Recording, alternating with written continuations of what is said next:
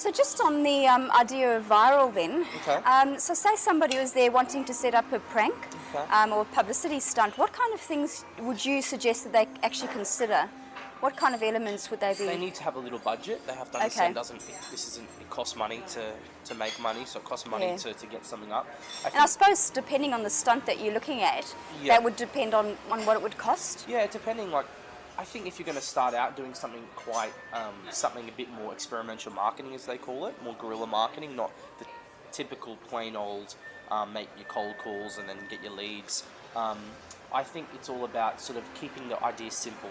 Like, so you should be able to tell me in one sentence what the stunt is or what the viral concept will be. Okay, so some people try and get it, a bit complicated, and the message doesn't really get across. Unless you're a massive brand and you've got the money to really get some script writers and really have a really complex idea, I'd keep it really simple, very simple, just so it's very understandable. Okay, excellent. Yeah. And what would you consider in terms of location? Where they're actually going to film it. I mean, are there any considerations there? Yeah, I try and keep it quite. At the moment, I'm trying to keep it quiet. Like, I want as many people seeing it as possible. Right. So the easiest is just do it in the most trafficked part of your city. Okay. So in the city or something like that. Once again, legal wise, sometimes you can't film in the city, but or think of an event where a lot of people would be. Okay. It's a good plan of action. So anywhere so a lot busy of people time would of be. day and a busy event. And because the great thing about like viral videos, everyone's got a phone, and you'd be surprised the amount of people that will video it and tweet it and Facebook it. They're going to already do your hard work for you. Okay. If it's interesting, if it's something they get to understand, they go, "That's cool. I need to show my friends that." So they're already doing that for you. So they'll actually film it on the day and then forward it onto their friends to say, "Look at what I saw today. Look what I saw. Check this out. There's this massive balloon in the sky. It says this. I don't know. It's totally up to you." But, but your audience, the people, you'd be surprised how many people have phones with video options on there that can help you out.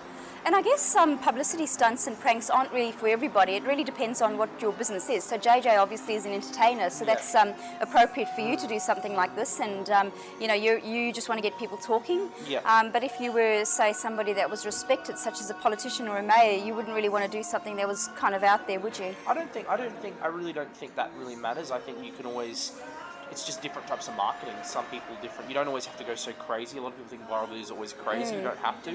It's just you want something that people share, or people will share it with their friends or something like that. So that's the main part. So what you're saying is it's becoming more accepted for businesses in the corporate sector to actually look at doing something along those lines as well. More social is the way of the game. So things that are a lot more cooler to try attract, more 30, 40-year-olds are becoming more on Facebook, Twitter. It's becoming more cool. So anyone who can attract that market, you should be doing things like that.